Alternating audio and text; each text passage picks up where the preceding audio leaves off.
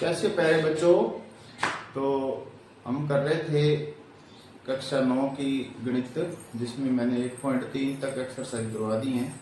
आज हम करेंगे 1.4 और 5। तो इसके अंदर क्या है, हमें पहचानना है परिमेय और अपरिमेय संख्या पहचाननी है। अगर आपको मैंने बताया था कि √2, √3, √5, √7 ये सारी अपरिमेय संख्याएं, वर्गमूल निकल जाता 2, तो ये परिमेय संख्या है, ये अपरिमेय। तो अपरिमेय संख्याएं यदि परिमेय संख्याओं के साथ जोड़, घटाव या गुणा भाग में हो तो वो भी संख्या अपरिमेय संख्या कहलाती है। जैसे मैं आपको बताऊं, जैसे √2 है, यहां से अगर -2 लगा दिया जाए साथ में, तो ये सारी संख्या जो नई संख्या बनी है ये भी एक अपरिमेय संख्या होगी। जैसे √3 है, तो इसके साथ अगर 2 प्लस में लगा दिया जाए या 5 प्लस में लगा दिए तो ये भी अपरिमेय होगी। जैसे √3 है, इसके बटा में अगर 2 लगा दे तो भी ये अपरिमेय होगी। अगर 1 बटा में √2 है तो ये भी अपरिमेय होगी। यानी गुणा में हो, जैसे 2√2 है, अब ये तो अपरिमेय होती है, लेकिन रूट वाली तो अपरिमेय है, इसलिए अपरिमेय अगर उसके साथ परिमेय संख्या तो वो सारी संख्या भी अपरिमेय कहलाएगी। यानी जोड़ में हो, घटाव में हो, गुणा में हो, भाग में हो, तो वो अगर अपरिमेय संख्या दी है उसके साथ तो वो सारी संख्या भी अपरिमेय होगी। तो इसी तरह हमें पहचान के बताना है कि कौन सी अपरिमेय और कौन सी परिमेय है।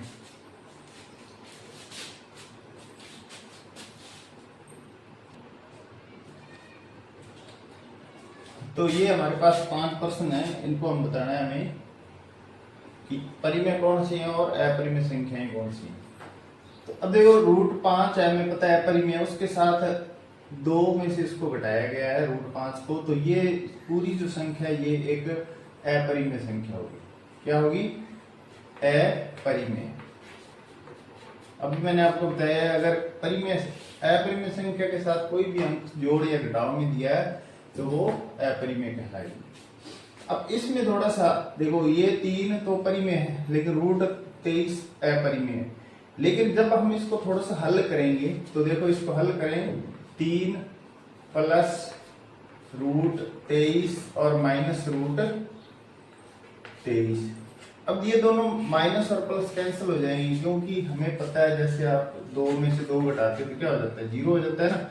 इसलिए इसमें √23 में से √23 घटाएंगे तो ये 0 हो जाएगा, क्या बचेगा, 3 है। तो 3 एक परिमेय संख्या है। क्या है? परिमेय। यानी रूट तो दिए है लेकिन ये दोनों कैंसिल हो रहे हैं ना, 0 होने पर क्या बचेगा, 3 बचेगा। तो 3 एक परिमेय संख्या। अब इसमें आपको देखने में लग रहा है भी ये अपरिमेय है, क्योंकि √7 और √7 दिया, लेकिन √7 दोनों जगह, ऊपर अंश में भी है, हर में भी है, तो दोनों साइड ये कैंसिल हो जाएगा। तो क्या बचेगा यहाँ, 2/7। तो 2/7 एक अपरिमेय संख्या है, अपरिमेय संख्या नहीं है, तो ये है परिमेय। क्या है? परिमेय। यानी रूट वाली संख्या अगर कट रही है, कटने के बाद जो बचती है तो वो सारी संख्या भी परिमेय कहलाएगी। अब इसमें देखो, इसमें क्या है, √2 है, तो इसमें तो कुछ कटने वाला है नहीं, तो ये क्या होगी, अपरिमेय संख्या, अपरिमेय। अब पाई जो होती है परिमेय, अपरिमेय संख्या होती है, और 2 है वो परिमेय है, लेकिन पाई के साथ 2 है, इसलिए पूरी संख्या भी क्या कहलाएगी, अपरिमेय संख्या, अपरिमेय। गुणा में है ना, यानी अपरिमेय के संख्या के साथ यदि कोई भी अंक गुणा में हो, घटाव में हो, जोड़ में हो या भाग में हो तो वो सारी संख्या अपरिमेय कहलाएगी। लेकिन अगर कटता हो, जैसे यहाँ कट गया है, कटने के बाद 3 बचा तो परिमेय हो गई। यहाँ भी दोनों √7 कट रहे हैं, तो ये भी दोनों क्या होगी, परिमेय संख्या हो गई। इसलिए ये बस थोड़ा सा ध्यान रखना, हल करने के बाद अगर जो संख्या बचती है तो ये पूरी संख्या भी क्या होगी, परिमेय होगी। यानी पूरी संख्या क्या है, परिमेय है।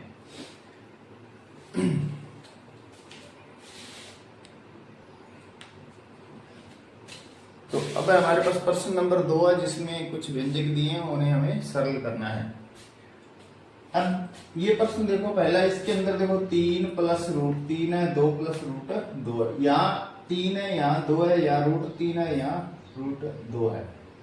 लेकिन कुछ गुणनखंड के सूत्र होते हैं वो लगते हैं जब यहाँ एक जैसे अंक हो, जैसे यहाँ 3 है तो यहाँ भी 3 हो, यहाँ √3 है तो यहाँ भी √3 हो, तो वो अगले प्रश्न में है, इसमें नहीं है। अगर अलग अलग अंक हैं चारों, यानी ये भी अलग है, ये भी अलग है, ये 4 A B C D देखें तो सारे अलग है, तो इनको हमें गुणा करना है। इस ब्रैकेट का इस ब्रैकेट के साथ मल्टीप्लाई करना है।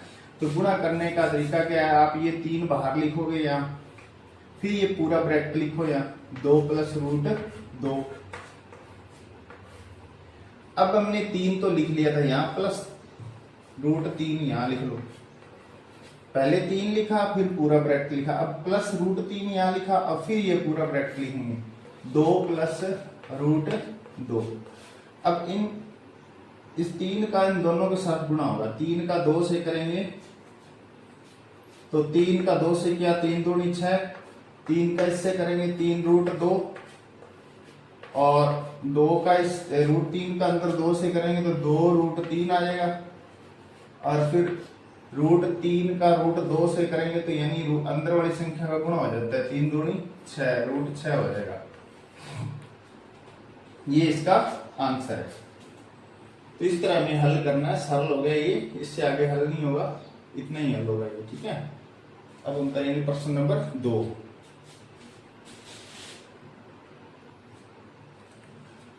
तो अब हमारे पास प्रश्न नंबर 2। प्रश्न नंबर 2 में देखो ये भी सरल करना है, लेकिन इसके अंदर देखो यहाँ भी 3 है, यहाँ भी 3 है, और यहाँ √3 है, और यहाँ भी √3 है, और यहाँ प्लस और माइनस है, यानी प्लस और माइनस में हो, और ये A हो, यहाँ भी A एक जैसा हो, यहाँ भी एक जैसे हो।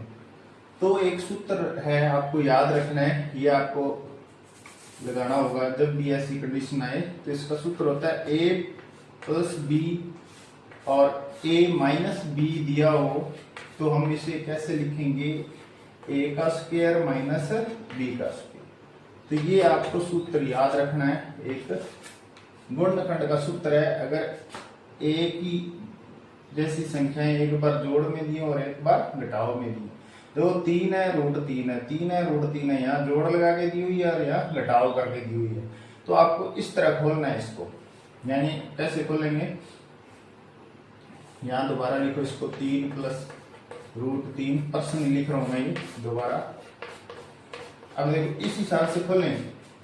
इसने लिखा है अगर ये सेम है, यहाँ A की जगह 3 है और B की जगह √3 है, तो हमें A का स्क्वायर करना है, यानी ये जोड़ में और ये घटाव में, ये भी जोड़ में ये भी घटाव। A का स्क्वायर करना है, A की जगह हमारे पास क्या है 3 है, तो 3 का क्या कर देंगे यहाँ स्क्वायर कर देंगे। अब यहाँ सूत्र में माइनस है तो माइनस लगाओ, क्योंकि जोड़ घटाव में है तो माइनस का ही सूत्र बनेगा, याद रखना आपको ये। अब यहाँ B का स्क्वायर है, B का स्क्वायर है तो √3 है, B की जगह क्या है √3, ठीक है। यानी ये A है और ये B है, ये A है और ये B है। तो यहाँ A का स्क्वायर - B का स्क्वायर, A की जगह 3 है और B की जगह √3 है, स्क्वायर कर दिया।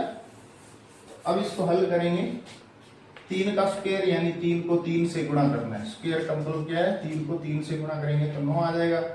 अब √3 का स्क्वायर का मतलब है √3 को √3 से गुणा करना है। अब इसको ऐसे कर लो, चाहे √3 किया 9 हो जाएगा, 9 का वर्गमूल लगा रहेगा, 9 का वर्गमूल कितना होता है 3 आ जाता है। या आप ऐसे याद रखना, अगर कोई एक जैसी रूट संख्या को गुणा कर रहे हो तो 3 ही आएगा अंदर वाली संख्या, यानी √3 का √3 से करोगे 3 आ जाएगा। जैसे √2 का 2 से करोगे तो 2 संख्या आ जाएगी, √5 का करोगे तो √5 का √5 से करोगे 5 आ जाएगा। कैसे कर लेना, चाहे गुणा करके निकालो, जैसे गुणा किया 3 किया 9 आ गया, 9 का वर्गमूल निकालेंगे कितना आता है 3। तो सीधा याद रखना, √3 को √3 से करोगे अंदर वाली संख्या, 9 में से 3 घटाएंगे कितना आ जाएगा 6 आ जाएगा। तो आप कैसे भी कर सकते हो, यानी √3 को 3 से करेंगे तो 3 ही आता है, अंदर वाली संख्या आ जाती है एक जैसी संख्या को। तो ये हो गया प्रश्न नंबर 2। तो ये आपको सूत्र याद रखना है, वेरी वेरी इंपॉर्टेंट सूत्र है ये आपको याद करना है। इस तरह दिया हो तो इसको इस तरह खोल सकते हो, अगर ये दिया तो आप इसको इस तरह लिख सकते हो, दोनों अपोजिट में काम करते हैं ये सूत्र।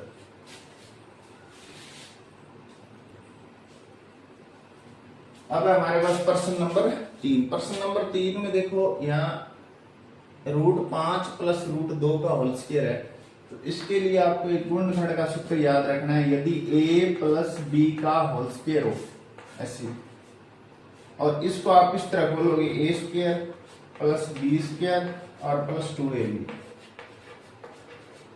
अगर यहाँ माइनस होता है तो यहाँ फिर माइनस लगाया जाता है 2 के आगे, बस इतना ही फर्क है। इसके अंदर दो सूत्र होते हैं। अब ये प्लस वाला है तो यहाँ प्लस है तो यहाँ प्लस ही आएगा, अगर यहाँ माइनस होता तो यहाँ सूत्र के अंदर 2 के आगे माइनस आ जाता। आप प्लस वाला देखो एक बार। अब हमें इस सूत्र को यहाँ ऐसे खोल सकते हैं, जैसे a की जगह a का स्क्वायर कर देना है, फिर b का स्क्वायर करना है, फिर 2ab यानी 2 लगा के a और b का गुणा करना है। तो हमें इसको इस तरीके से खोलना है जो जैसे ये सूत्र खुला हुआ है। यहाँ देखो a की जगह √5 है प्लस √2 क्या है b की जगह है। देखो इस हिसाब से खोलेंगे। a की जगह क्या है √5, यहाँ a का स्क्वायर है तो हम किसका स्क्वायर करेंगे √5 का स्क्वायर करेंगे, ऐसे कर दो। अब प्लस b का स्क्वायर है, b की जगह क्या दिया है, यहाँ हमारे पास b की जगह √2 है तो यहाँ √2 का हम क्या कर देंगे ऊपर पावर लगा देंगे। अब देखो 2ab, दो सूत्र वाला आ गया, a और b का गुणा यानी रूट इनका गुणा करना है, √2/5 और गुणा b की जगह क्या हमारे पास √2, इनका गुणा करेंगे। अब इसको हल करो। अभी मैंने आपको √5 का √5 से गुणा करोगे तो क्या आ जाएगा 5 ही आ जाएगा। √2 का 2 से गुणा करेंगे यानी √5 का √5 से करोगे तो 5 ही आएगा, ये याद रखना। क्यों आता है, क्योंकि इसका करोगे गुणा तो 25 का वर्गमूल कितना होता है 5 ही होता है सीधा, तो सीधे याद रखो 2 आएगा इसका भी ऐसे। इनका गुणा करो 5 दूनी 10, 2√10। अब ये तो रूट वाला है, ये जुड़ सकते हैं दोनों एक जाती हैं, 5 और 2 7 प्लस 2√10, ये आ गया हमारा आंसर। ठीक है, इस तरह में हल करना। अब है प्रश्न नंबर 4। प्रश्न नंबर 4 में देखो ये फिर वो उसी तरह बन गया जो पहले मैंने आपको एक क्वेश्चन करवाया, जैसे √5 है, यहाँ भी √5 है, यहाँ 2 है, 2 एक बार माइनस में अगर एक बार प्लस में, प्लस और माइनस में हो तो आपको सूत्र भी लिखवाया था a प्लस b और a माइनस b, यानी ये ब्रैकेट आगे पीछे हो कोई, लेकिन एक प्लस में होना चाहिए एक माइनस में। सूत्र आप यही खोलोगे a का स्क्वायर और माइनस b का स्क्वायर। अब देखो a प्लस, मैं दोबारा लिख रहा हूं प्रश्न को, यहाँ ये देखो ये आ गया और 5 प्लस √2। अब ये है देखो ये कोई फर्क नहीं क्योंकि गुणा में है, दोनों ब्रैकेट आगे पीछे हो सकते हैं। एक प्लस में होना चाहिए एक माइनस में, एक माइनस में एक प्लस में, तो ये कोई ये जैसे यहाँ पहले प्लस में दे रखा है यहाँ पीछे है तो कोई चक्कर नहीं है, दोनों एक प्लस में होना चाहिए एक माइनस में। आप सूत्र यही खोलोगे। अब देखो a का स्क्वायर, a की जगह क्या है हमारे पास √5, तो 5 का क्या करेंगे स्क्वायर कर देंगे, फिर माइनस है सूत्र में तो इधर माइनस है ना सूत्र में, यहाँ तो माइनस ही लगाना है। b का स्क्वायर, b की जगह क्या दिया हमारे पास √2 है तो 2 का क्या करेंगे यहाँ रूट स्क्वायर कर देंगे। अब 5 का √5 से करेंगे तो 5 आएगा और √2 का 2 से करेंगे तो क्या आएगा 2 आएगा और 5 में 2 घटाएंगे तो 3 आएगा। ये हमारा आंसर है। प्रश्न नंबर 3 है, इसके अंदर क्या है, ये कह रहा है एक वृत्त होता है, वृत्त के अंदर पाई जो होता है, पाई का मान किस तरह परिभाषित किया जाता है। पाई का मान होता है जो परिधि और व्यास का अनुपात होता है, यानी परिधि के अंदर व्यास का भाग दिया जाता है तो पाई का मान निकलता है। तो ये कहता है ये सी और डी तो अपरिमेय होते हैं, लेकिन जो पाई जो है एक अपरिमेय संख्या होती है, इसका आप कैसे निराकरण करेंगे। तो इसका कोई भी अंतर विरोध नहीं है, प्रश्न का आंसर है, क्योंकि जब कभी भी हम स्केल या किसी अन्य युक्ति यानी और किसी भी सहायता से हम माप करते हैं तो वृत्त की परिधि या व्यास की, तो केवल एक निकटतम परिमेय संख्या प्राप्त होती है जब भी हम मान निकालेंगे। ठीक है, निकटतम परिमेय संख्या ही हम ले लेते हैं, उसमें हम अपरिमेय नहीं लेते। इसी कारण हम अनुभव नहीं कर पाते कि सी या डी एक अपरिमेय है, हालांकि C और D का जो अनुपात है वो परिमेय संख्या प्राप्त होता है। तो इस तरह आप इसको लिख सकते हो, इसका आंसर। ठीक है,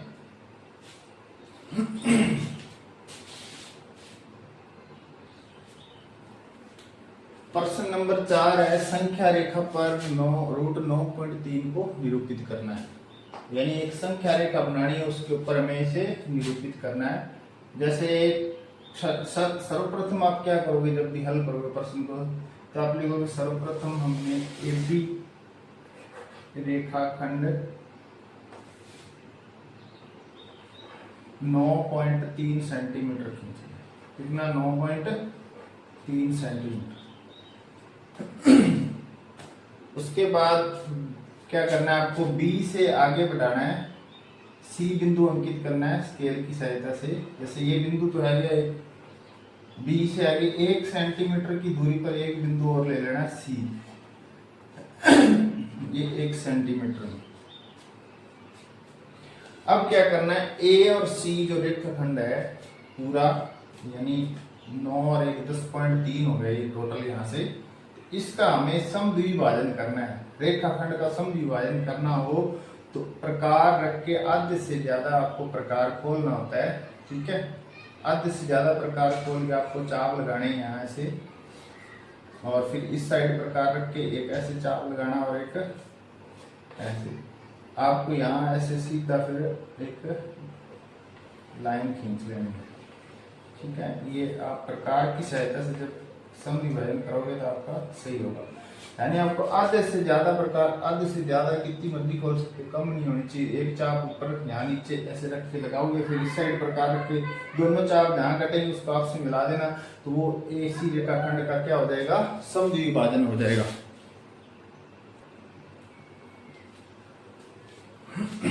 इसके बाद क्या करना है, इसके बाद आपको यहाँ में O बिंदु प्राप्त हो जाएगा।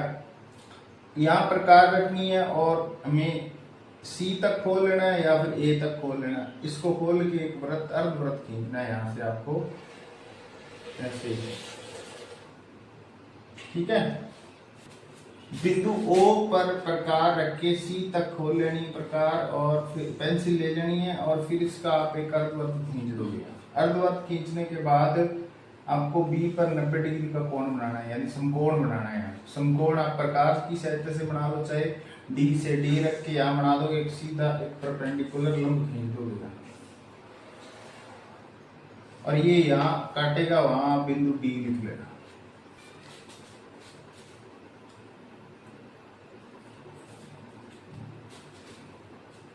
तो ये हमारे पास जो है BD एक लंब हो जाएगा, D पर कटेगा, तो D और इसको अब ऐसे डैश डैश करके O से आप मिला लेना, तो ये एक संपूर्ण त्रिभुज बन गया ना। तो अब ये जो वैल्यू आई है ना, ये ऊंचाई, ये आपकी √9.3 है, √9.3 है। तो हमें इसके ऊपर अंकित करना है, तो इसको आगे बढ़ाओगे, रेखाखंड को आप ऐसे बढ़ा लेना, या X लिख लेना बड़ा। अब ये जितना है यहाँ B और D को माप कर लोगे आप, B और D को, ये B और D को माप कर लेना है, और यहाँ प्रकार रखनी है, यहाँ पेंसिल ले लेनी है, इसको डैश डैश करके आपको यहाँ ऐसे ऐसे घुमा देना है, यानी डैश डैश करके आप ऐसे घुमाओगे तो ये यहाँ कट जाएगा। ABCDE बिंदु लिख देना है। अब ये जो B और E है, B से लेके E दूरी है, ये हमारी क्या दूरी आ जाएगी, √9, यानी BE क्या है, संख्या रेखा पर हो जाएगा निरूपित √3, 9√3, यानी B से E है ना, ये 9 ये है। अब 9√3 को संख्या रेखा, ये तो लंब के साथ हमें संख्या रेखा के ऊपर निरूपित करना भी। संख्या रेखा पर 9√3 कितनी की दूरी होगी, 9√3 इतनी होगी B से लेके E तक, ठीक है। ये इस तरह हम हल करेंगे इसको। तो ये जैसे जैसे हमने हल किया है, इसको हम लिखेंगे। जैसे सर्वप्रथम AB रेखाखंड 9.3 सेंटीमीटर खींचा, B को आगे C बिंदु तक बढ़ाया 1 सेंटीमीटर दूरी पर, ठीक है। फिर AC रेखाखंड का समद्विभाजन किया, ठीक है। उसके बाद O को केंद्र मानकर AC त्रिज्या का एक अर्धवृत्त खींचा, AC त्रिज्या, OC त्रिज्या का, सॉरी, OC त्रिज्या का एक अर्धवृत्त खींच दिया। उसके बाद आपको B पर एक समकोण बनाना है, यानी एक 90 डिग्री कोण बनाना है। वो अर्धवृत्त को D पर प्रतिच्छेद करेगा, D ए बी और डी को माप करके एक बी डी त्रिज्या का एक चाप लगाएंगे जो कि ई बिंदु पर प्रतिच्छेद करेगा, ठीक है, ए एक्स रेखाखंड को, ए एक्स रेखा को।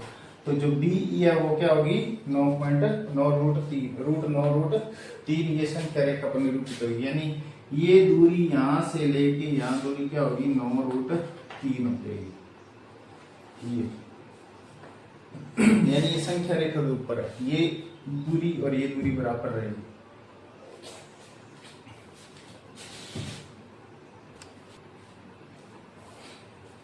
तो 1/7 है, 1/√7 है, तो यहां लिखेंगे √7 का अंश व हर में गुणा करने पर, अंश व हर में गुणा करेंगे। जैसे 1/√7 है तो हम गुणा किसका करेंगे, √7 का अंश व हर में गुणा कर देंगे। तो गुणा करेंगे √7 का 1 से करेंगे तो √7 आ जाएगा, और √7 का √7 से करेंगे तो क्या आ जाएगा 7 आ जाएगा। ये हमारा आएगा आंसर, ठीक है। इसी तरह अगला प्रश्न करेंगे। अगले प्रश्न में क्या है, इसको मैं साफ कर रहा हूं। सेकंड नंबर क्वेश्चन है 1/√7 माइनस √6, इसका परमेयीकरण करना है। तो आपको लिखना है √7, अब इसके अपोजिट करना है, उसमें तो एक ही संख्या, इसमें क्या करना है आपको प्लस गुणा प्लस लगा के यहाँ इसका हर अंश में गुणा करें, अंश व हर में गुणा करने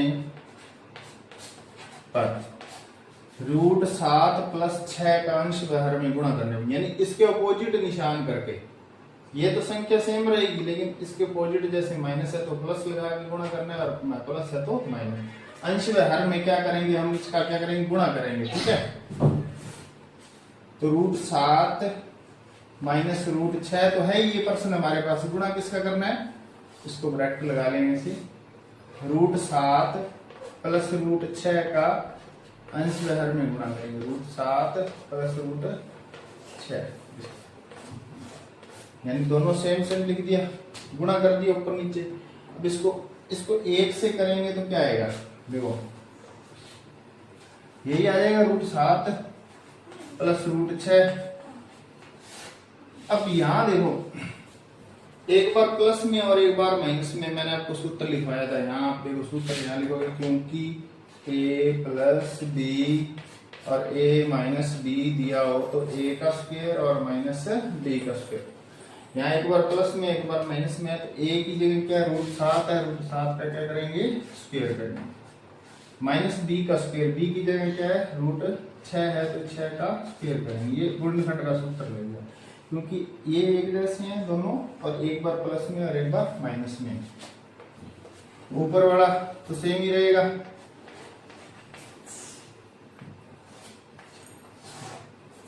ये इसकी सीध में बराबर लगाना है। 7 का वर्ग खोलेंगे क्या आएगा, 7 आ जाएगा √7 का, और √6 को 6 से करेंगे 6 आ जाएगा, 7 में से 6 घटा दो कितना बच गया, 1 बच गया, 1 का भाग देंगे तो सेम ही संख्या ऊपर बढ़ जाएगी, ये आ गया आंसर। यानी 7 में 6 घटाएंगे 1 लिखने की जरूरत नहीं, 1 का भाग दोगे तो यही संख्या आ जाएगी। तो ये इसका परमेयीकरण हो गया। काकू बोलो। अब प्रश्न नंबर 3 देखो, सेम उसी तरह ही 1/√5 + √2, इसका परमेयीकरण करना है। परमेयीकरण तो इसमें क्या करेंगे, देखो रूट यहाँ प्लस है तो यहाँ माइनस लगा दिया अपने, √5 - √2 का अंश व हर में गुणा करना है, यहाँ अंश व हर में गुणा कर दिए इसके साथ, ठीक है। इसका इससे करेंगे तो यही आ जाएगा, यहाँ मैं लिख रहा हूँ इसको √5 - √2, और इसमें देखो आप सूत्र बन रहा हो, एक बार प्लस में है तो माइनस में है, यहाँ a है, यहाँ भी a है, यहाँ b है b, यानी एक जैसे हैं। तो वही सूत्र आप यहाँ साइड में लिखो, क्योंकि a + b a - b = a² minus B square, ये सूत्र होता है। ठीक है, क्योंकि बार बार लिखोगे तो याद हो जाएगा। एक बार प्लस में एक बार माइनस में है, तो ए का स्क्वायर करना है, ए की जगह √5, √5 का स्क्वायर करेंगे। बी का स्क्वायर है, बी की जगह √2 है, तो 2 का स्क्वायर कर देंगे। ऊपर वाली संख्या तो सेम ही रहेगी, और इसका 5 का √5 से करेंगे तो 5 आ जाएगा, √2 का 2 से करेंगे गुणा तो क्या आ जाएगा 2 आएगा। 5 में 2 घटा देंगे तो कितने बच जाएंगे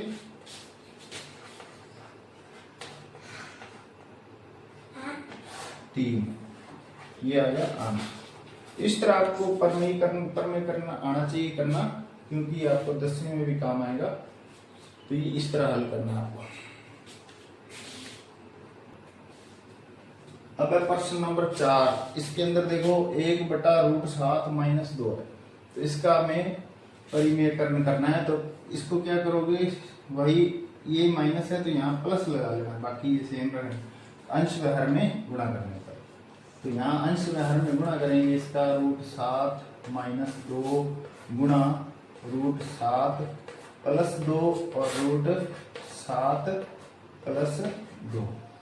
अब इसका 1 से करेंगे तो यही आ जाएगा √7 + 2। और अब देखो ये एक बार प्लस में और एक बार माइनस में, वही सूत्र अभी आपको बताया था। क्योंकि यहाँ लिखोगे आप, क्योंकि a + b a - b लिखा हो तो हम इसे लिख सकते हैं a का स्क्वायर - b का स्क्वायर, यानी एक बार जोड़ में और एक बार घटाव में हो तो हम इस तरह लिख सकते हैं। एक बार जोड़ में एक बार घटाव में, चाहे माइनस पहले लगाओ तो कोई दिक्कत नहीं, सूत्र वही लगेगा। a का स्क्वायर यानी √7 का स्क्वायर, फिर -b का स्क्वायर, b की जगह 2 है तो 2 का हम स्क्वायर करेंगे। इसका रूट नहीं है क्योंकि रूट नहीं लगाना फिर। ठीक है, तो ऊपर वाली संख्या सेम ही रहेगी, √7 + 2। और अब √7 का वर्ग खोलेंगे तो 7 आ जाएगा, और 2 का वर्ग करेंगे तो क्या आ जाएगा 4। √7 + 2 और 7 में से 4 घटा देंगे तो 3 आ जाएगा। ये हो जाएगा इसका परिमेयीकरण। ठीक है, इस तरह करें। तो इस तरह आप अंश व हर में गुणा करके नीचे जो भी हर है उसका आप गुणा करोगे उसके अपोजिट निशान का, यानी यहाँ माइनस है तो प्लस लगा के, प्लस है तो माइनस लगा के गुणा करोगे, तो इससे क्या है आपका परिमेयीकरण हो गया आपके सवाल का।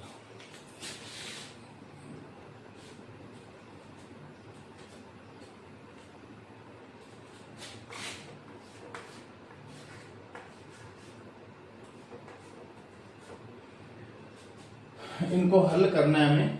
64 की पावर है 1/2, तो इसमें क्या है हम 64 के गुणनखंड करेंगे। 64 के गुणनखंड करने आपको आते होंगे, ऐसे करोगे आप, 2 से करोगे पहले तो 32, फिर 2 से करेंगे 16, फिर 2 पे करेंगे 8, फिर 2 से करेंगे 4, और फिर 2 पे करेंगे 2, और फिर 2 पे करेंगे 2 एकम 2। तो कितने 2 आ गए, 1 2 3 4 5 6, यानी 2 की पावर कितनी आ गई 6। और एक ये ऊपर भी पावर है 1/2, पावर के ऊपर पावर है।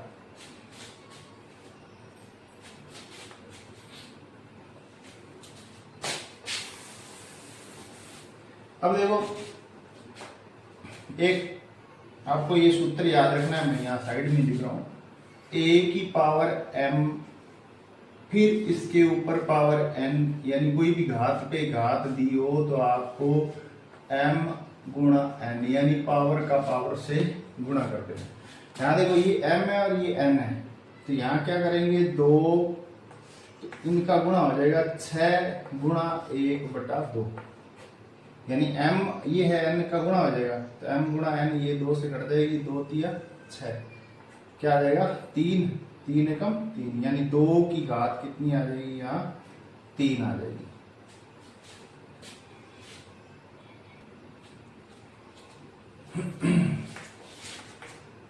दो की घात 3 आ गई, यानी 2 को 3 बार गुणा कर लो, 2 दूनी 4, 4 दूनी 8, तो ये आ गया इसका आंसर। तो ये आपको सूत्र याद रखना है, यहाँ मैं सूत्र लिखूंगा इधर, यानी घात के ऊपर घात है तो घात का घात से आप गुणा कर दोगे। जैसे मैं यहाँ एक और एग्जांपल लिख देता हूँ।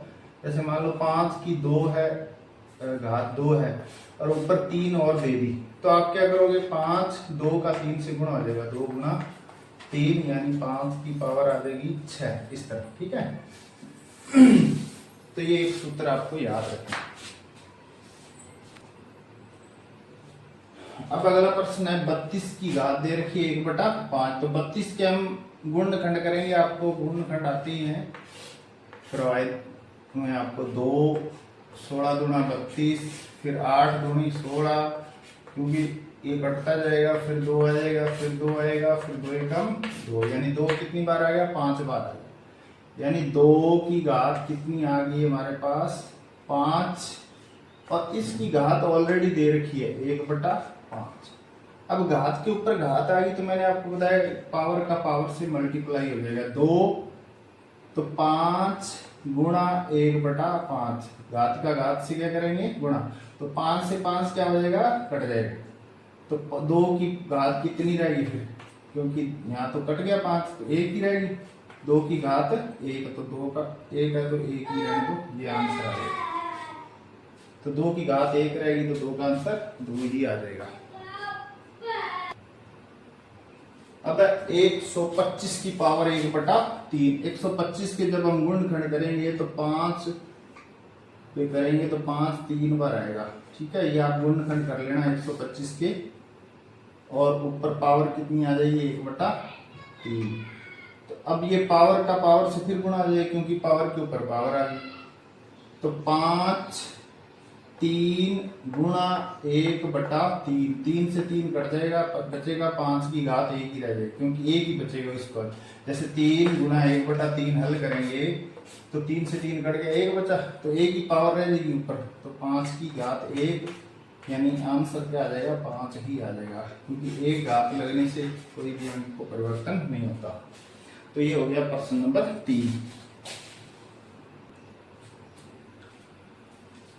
तो ये है प्रश्न नंबर 2, इसमें भी ज्ञात ही करना है, मान ज्ञात करना है।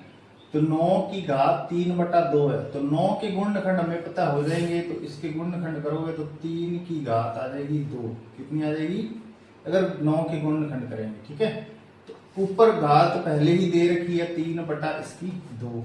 अब वही सूत्र, यही सूत्र लग रहा है सभी में, m की पावर n, यानी घात का घात से गुणा करना है। तो 3 2 का इस, यानी ये m है और ये n है, इनका गुणा हो जाएगा, 2 गुणा 3/2, 2 से 2 कट जाएगा, 3 बच जाएगा, तो यहाँ 3 की घात कितनी आ गई 3, इसको 3 को 3 बार लिखना है, यानी 3 बार गुणा कर देंगे, 3 तिया 9 और 9 दिए 27, ये आ गया हमारा आंसर। ये हो गया प्रश्न नंबर 1। प्रश्न नंबर 2 में है 32 की पावर है 2/5, 32 की पावर दे रखी है प्रश्न नंबर 2 में 2/5, 2/5। अब 32 के गुणनखंड करेंगे तो अभी हमने किए थे 2 की घात बनी थी 5, कितनी बनी थी 2 की घात 5, और ऊपर पावर कितनी दे रखी है 2/5, तो पावर का पावर से मल्टीप्लाई करेंगे, 2 5 गुणा 2/5, तो 5 से 5 कट जाएगा। ठीक है, यहाँ ब्रैकेट लगा लिया, ब्रैकेट चलो नहीं लगा। तो अब 2 की घात 2 रहेगी, यहाँ कितनी रहेगी 2 की घात 2, 2 को 2 बार लिख देंगे, 2 × 2, 2 की घात 2 है, 2 को 2 बार लिख दो, यहाँ 3 बार था, 3 बार लिख दिया, तो 2 दूनी 4, ये इसका आंसर है। तो इसी तरह हम अगला प्रश्न करेंगे, प्रश्न नंबर करेंगे अगला है, अगले प्रश्न में लिखा हुआ है 16 की पावर है 3/4, 16 की पावर दे रखी है 3/4, तो 16 के गुणनखंड करोगे तो कितनी बार आएगा 2, देखो 16 के गुणनखंड कर लेना आप ऐसे, 8, फिर कितना आएगा 4, फिर 2 पे फिर 2 और फिर 2 एकम 2, 4 बार 2 आ जाएगा, यानी 2 की पावर कितनी आ जाएगी 4, अगर हम 16 के गुणनखंड करते हैं। और ऊपर पावर कितनी दे रखी है पहले 3/4। अब इसका देखो 2 पावर का पावर से मल्टीप्लाई करेंगे 3/4, इसका इस घात से, तो 4 से 4 कट जाएगा, तो 2 की घात कितनी बच जाएगी यहाँ 3 बचेगी। और 2 को 3 बार गुणा करोगे तो कितना आ जाएगा 2 गुणा 2 गुणा 2, 2 दूनी 4, 4 दूनी 8। तो ये आ जाएगा इसका आंसर। अब ये तो था तीसरा। अब हम करेंगे चौथा प्रश्न। 4 नंबर प्रश्न है 1/25 की पावर है -1/3। 1/25 की पावर है -1/3। 25 के गुणनखंड करेंगे तो कितना आ जाएगा 5 की पावर 3 आ जाएगी, क्योंकि 5 को 3 बार लिखोगे 5 × 5 25, 5 125 और -1/3। पावर का पावर से गुणा करेंगे 3 गुणा -1/3, 3 से 3 क्या हो जाएगा कट जाएगा, क्या बच गई माइनस पावर, 5 की पावर बच गई -1। +1 है तो सीधे ही 5 या 4 आएगा, 4 की है तो किसी का। लेकिन अगर माइनस में पावर आ रही है, इसको प्रतिलोम बोलते हैं, तो इसका मतलब है आप 5 को ऐसे लिखोगे 1/5, इसका आंसर ये आएगा। यानी इसका एक सूत्र है, आप यहाँ नोट करो। अगर A−1 दिया है तो इसको आप 1/A लिखोगे, यानी यहाँ कोई भी अंक है, जैसे A2 इनवर्स है तो इसको 1/2 लिख दोगे। जैसे 3 -1 है, इनवर्स बोलते हैं प्रतिलोम, तो 1/3 लिखोगे। तो यहाँ हमारे पास कितना था 5 इनवर्स 1 है, तो इसको 1/5 लिख दिया हमने, ठीक है।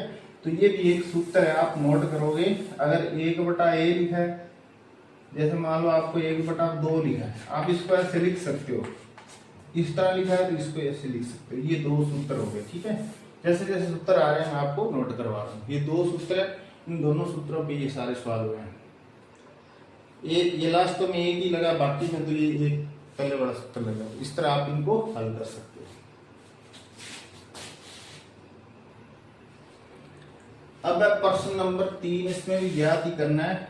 इसमें अब एक नया सूत्र है, जब गुणा में हो, जैसे यहां मैं आपको बताऊं a की पावर m डॉट लगा हुआ है ऐसे बीच में, और a की पावर n भी। इसका मतलब ये है यहाँ एक जैसे आधार एक जैसे हैं, अंक यहाँ भी सेम है यहाँ भी सेम है, घात अलग अलग हो सकती है। अगर घात अलग अलग है और आधार एक जैसे हैं तो आप क्या करोगे, इसका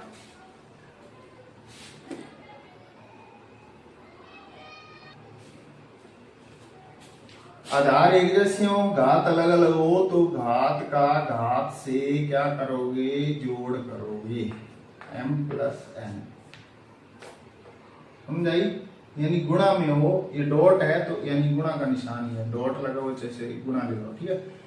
तो घात में घात जोड़ोगे, तो यहाँ देखो 2 है, यहाँ भी 2 है, और घात चाहे कोई भी हो, घात से चाहे अलग अलग हो सकती है, लेकिन आधार एक जैसे हो, तो ये सूत्र लगेगा घात अपनी जोड़नी है, यानी 2 लगाना है और घात ऊपर क्या कर देनी है, टोटल लगा लेना, 2/3 और +1/5। यानी आधार यहाँ एक बार ही लिखना है, 2 बार है ना, एक बार और घात को घात से प्लस कर देना। अब इसको हल करना आपको आता ही होगा। 2/3 + 1/5, 5 और 3 का लघुत्तम लेंगे तो कितना आएगा, एलसीएम लेना आता है, छठी से शुरू हो जाता है, 3 एकम 3 और 5 का 5, फिर 5 एकम 5, तो 5 दिए 15, यानी एलसीएम कितना आ जाएगा 15। समझा? 15 में 3 का भाग देंगे, 3 5 15, 5 आ गया, 5 का 2 से गुणा हो गया 5 10, फिर 5 का 15 में भाग देंगे, 5 3 15, 3 का 1 से गुणा करेंगे, 3 एकम 3, 10 और 3 13/15 आ जाएगा। तो कितना आएगा 13/15 आ जाएगा। तो तो अब ये प्रश्न नंबर 2 है, तीसरे का दूसरा। तो यहाँ देखो 1/3 की 3 है, ये सूत्र लगाएं। जैसे 1 यहाँ 1 है, मान के यहाँ 3 है, तो इसको इनवर्स में बदल लेंगे। तो हम इसको क्या लिख सकते हैं, 3 की इनवर्स 3, यानी 1/3 को इस तरह लिख सकते हैं। ऊपर 7 है। अब पावर का पावर से गुणा होता है, ये सूत्र लगेगा, पावर पे पावर है। तो ये कितना आ जाएगा इसका, 7 3 21, यानी 3 की क्या आ जाएगी 21। बस ऐसे छोड़ दो, 3 को 21 बार गुणा करोगे तो बहुत बड़ी संख्या आएगी, बता। तो इस तरह छोड़ दो इसका। अब है प्रश्न नंबर 3।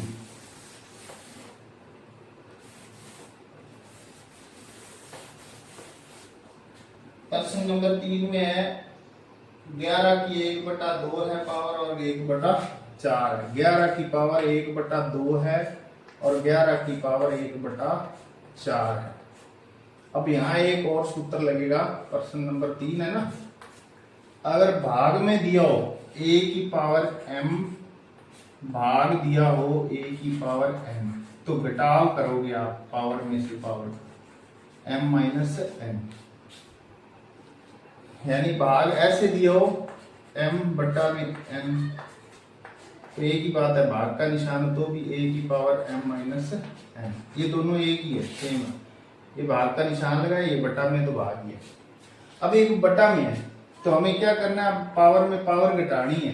11 इस पावर में ये पावर घटा देंगे, 1/2 माइनस 1/4। इस देखो हमें इसको हल करना है, 1/2 माइनस 1/4, 2 और 4 का एलसीएम लोगे 4 आएगा। अब 4 में 2 का भाग देना है, 2 दूनी 4, 2 का ऊपर 2 आएगा, 4 एकम 4, 4 का 1 से गुणा करेंगे, यानी 4 एकम 4, 1 आ गया, उत्तर 1 का 1 से गुणा करेंगे, 1 2 में 1 घटाएंगे, इतना 1/4, यानी यहाँ 1/4 आ जाएगा, ये आंसर। ठीक है,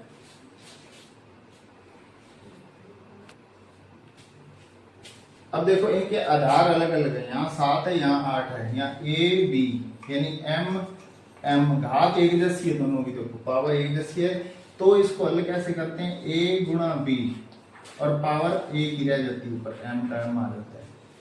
ठीक है, अब इसको भी ऐसे करेंगे, 7 गुणा 8 और घात इनकी कॉमन लग जाएगी 1/2, 7 का 8 से गुणा आ जाएगा 56 और 56 की घात रह जाएगी 1/2, ये आ गया m। तो इस तरह आप इनको हल करोगे। तो इस तरह आप इनको 1 2 3 बार हल करके देखना और इस तरह धीरे धीरे आपको आ जाएंगे। ठीक है।